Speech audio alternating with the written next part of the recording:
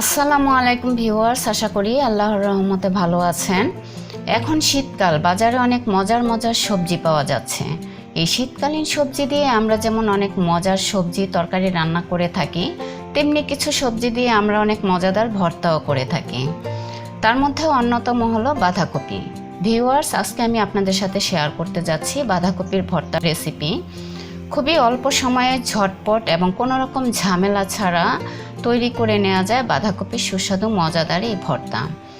আর ধোয়া ওঠা গরম ভাতের সাথে খেতে কিন্তু বেশ লাগে। আশা করছি ভিউয়ার্স আজকের রেসিপিটি আপনাদের ভালো লাগবে। তাহলে চলুন আমার সাথে থেকে দেখে নিন পুরো রেসিপিটি। বাঁধাকপি ভালো করে ধুয়ে কুচি করে কেটে নিয়েছি 1 বাটি, টমেটো ছোট করে কেটে নিয়েছি 1 কাপ, পেঁয়াজ কুচি নিয়েছি 2 টেবিল চামচ, ধনেপাতা কুচি করে নিয়েছি 2 টেবিল চামচ। প্রথমে একটি ফ্রাই প্যানে দিয়ে দিচ্ছি 4টি শুকনা মরিচ। চুলার ফ্লেম মিডিয়াম এবং লো ফ্লেমের মাঝামাঝি রেখে মরিচ মুচমুচে করে ভেজে নিতে হবে। ভিউয়ার্স, আপনারা চেষ্টা করবেন তেল ছাড়া মরিচ ভেজে নিতে, এতে করে ভাজা মরিচের চমৎকার একটি ফ্লেভার আছে। এই ফ্লেভারের কারণে ভর্তার স্বাদ আরও কিছুটা বেড়ে যায়। মরিচ ভাজা হয়ে গিয়েছে, মরিচ তুলে এর মধ্যে দিয়ে দিচ্ছি কুচি করে কেটে নেওয়া বাঁধাকপি।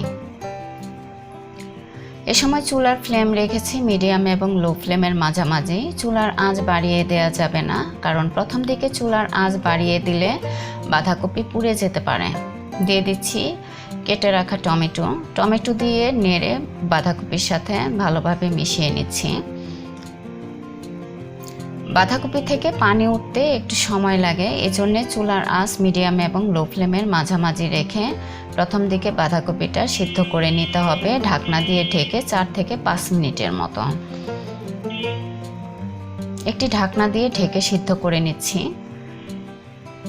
ভিউয়ার্স, 5 মিনিটের মধ্যে আমি আরও একবার নেড়ে দিয়েছিলাম, আর দেখতেই পাচ্ছেন বাঁধাকপি থেকে কিছুটা পানি উঠেছে। এই পানি দিয়ে বাঁধাকপি সিদ্ধ হয়ে যাবে।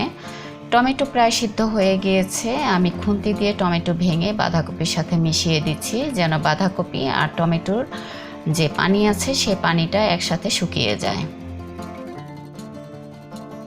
চুলার ফ্লেম মিডিয়াম আঁচে রেখে পানি শুকিয়ে নিতে হবে। বাঁধাকপিতে পানি থাকলে ভর্তা খেতে ভালো লাগবে না, এই জন্য বাঁধাকপির পানিটা ভালো করে শুকিয়ে নিতে হবে। ভিউয়ার্স, দেখতেই পাচ্ছেন বাঁধাকপিতে আর কোনো রকম পানি নেই। এখন এই পর্যায়ে চুলাটা অফ করে দিয়ে চলে যাচ্ছি ভর্তা বানানোর প্রসেসে।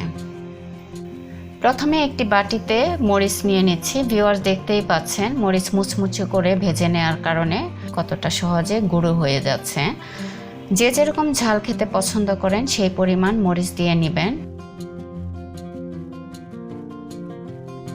দিয়ে দিচ্ছি স্বাদ মতো লবণ মরিচ একসাথে মেখে নিচ্ছি, এতে করে মরিচ একদম মিহি হয়ে যাবে। দিয়ে দিচ্ছি পেঁয়াজ কুচি দিয়ে ভালোভাবে মেখে নিচ্ছি। ভিউয়ার্স, আপনারা যারা কাঁচা পেঁয়াজ খেতে পছন্দ করেন না, তারা চাইলে সামান্য তেল দিয়ে পেঁয়াজ ভেজে নিতে পারেন। এর মধ্যে দিয়ে দিচ্ছি সিদ্ধ করে রাখা বাঁধাকপি। ভিউয়ার্স, আপনারা চাইলে ব্লেন্ডারে বা পাটায় পিষেও এই ভর্তা করে নিতে পারেন, তবে আমার কাছে হাতে মাখা ভর্তা খেতেই খুবই ভালো লাগে, এজন্য আমি এইভাবেই আপনাদের সাথে আজকে শেয়ার করছি। অনেক আগে থেকেই আপনাদের সাথে শেয়ার করা হচ্ছিল না, তাই ভাবলাম এই শীতে আর মিস করা যাবে না, আপনাদের সাথে শেয়ার করতেই হবে। তাই আজকে আমি আপনাদের সাথে বাঁধাকপির ভর্তা রেসিপিটি শেয়ার করছি। দিয়ে দিচ্ছি সরিষার তেল দিয়ে ভালোভাবে মেখে নিচ্ছি। দিয়ে দিচ্ছি সবশেষে ধনেপাতা। ভিউয়ার্স, ধনেপাতা আর সরিষার তেল একসাথে দিয়ে এইভাবে ভর্তা বানিয়ে নিলে আমার কাছে খুবই ভালো লাগে, এই জন্য আমি এইভাবে ভর্তা করে থাকি। আপনারা চাইলে শুধু সরিষার তেল বা ধনেপাতা দিয়ে ভর্তা করে নিতে পারেন, যার যার পছন্দ অনুযায়ী ভর্তাটা করে নেবেন। তবে এইভাবে একবার ট্রাই করতে পারেন, আশা করছি অনেক ভালো লাগবে। হয়ে গিয়েছে আমার আজকের রেসিপি বাঁধাকপির ভর্তা। আশা করছি আজকের রেসিপিটি আপনাদের ভালো লেগেছে। যদি ভালো লেগে থাকে তাহলে বাসায় ট্রাই করবেন।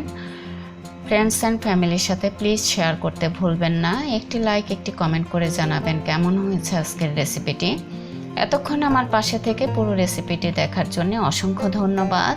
সবার জন্যে আবারও অনেক অনেক দোয়া রইল। আল্লাহ যেন সবাইকে অনেক ভালো রাখেন, সুস্থ রাখেন, তার হেফাজতে রাখেন। আজকে এই পর্যন্তই। আরও একটি রেসিপি নিয়ে ইনশাল্লাহ হাজির হয়ে যাব। আসসালামু আলাইকুম।